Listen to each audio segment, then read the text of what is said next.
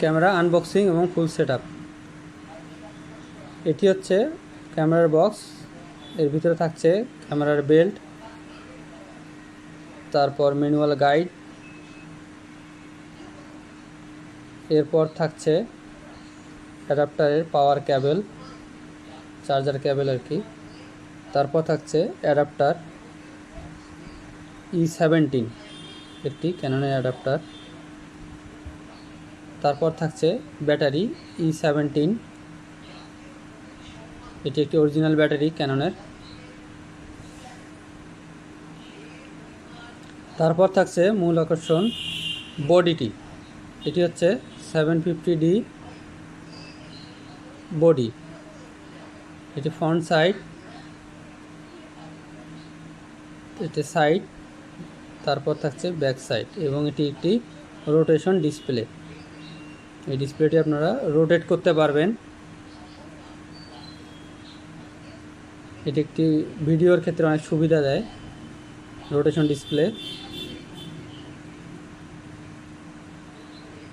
তারপর এই ক্যামেরাটিতে আমরা ব্যাটারি লাগাবো।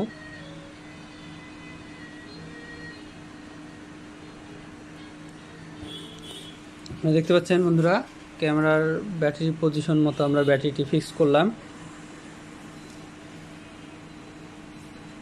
এটি একটি 24.1 মেগাপিক্সেল ক্যামেরা, ক্যাননের 750D। এর মাধ্যমে আপনারা ফটোগ্রাফি, ভিডিও সব কিছুই খুব সুন্দরভাবে করতে পারবেন।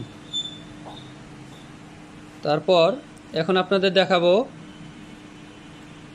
এই DSLR ক্যামেরাগুলোতে কিভাবে বেল্টটি লাগাতে হয়। আসলে এটি অনেকে একটু ক্রিটিক্যাল মনে করেন, আসলে না, এটি অনেক সহজ একটি বিষয়। তো বন্ধুরা আপনারা দেখতেই পাচ্ছেন কিভাবে বেল্টটি আমরা দুই সাইডে লাগিয়ে দিচ্ছি।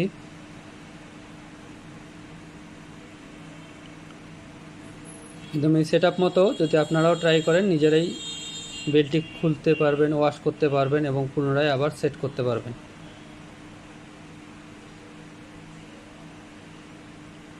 এটি প্রথমে এক সাইড আমরা লাগিয়ে নিচ্ছি।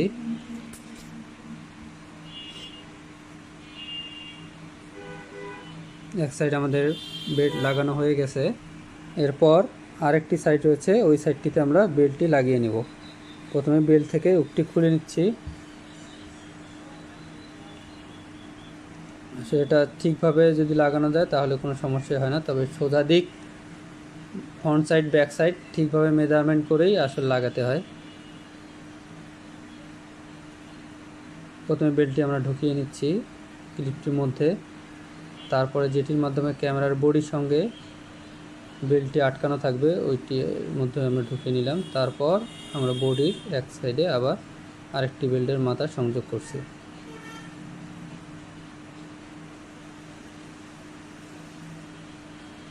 এভাবেই ক্যামেরার বেল্টটি আপনারা বাসায়ও সেটিং করতে পারবেন। আসলে ক্যামেরার বেল্টটি সেটিং করা অত্যন্ত একটি গুরুত্বপূর্ণ বিষয়, কারণ যে কোনো মুহূর্তে আপনার ঘাড়ে যদি ক্যামেরাটি ঝুলিয়ে রাখেন, যে কোনো মুহূর্তে এটি যদি লুজ কানেকশন থাকে তাহলে খুলে যেতে পারে।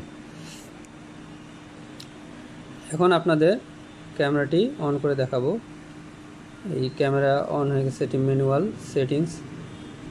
সেটিংস, টাইম, ডেট, আদার্স সব কিছু সেট করতে হয়।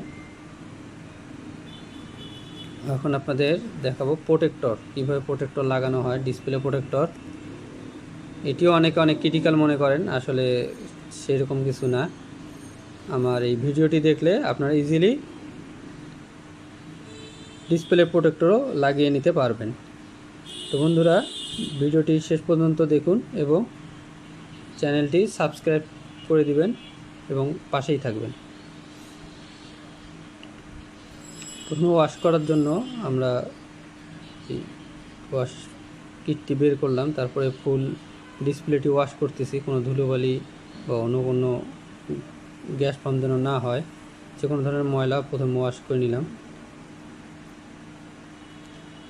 তারপর থাকতেছে এটি একটি টেপের মতো, যার যে কোনো ময়লা বা আঠালো কোনো পদার্থ যদি ডিসপ্লের মধ্যে থাকে, সে পদার্থটি উঠিয়ে ফেলার জন্য বা ডিসপ্লেটি ক্লিন করার জন্য এই স্টিকারটি দিয়ে ডিসপ্লেটিকে ওয়াশ করে নিতে হয়।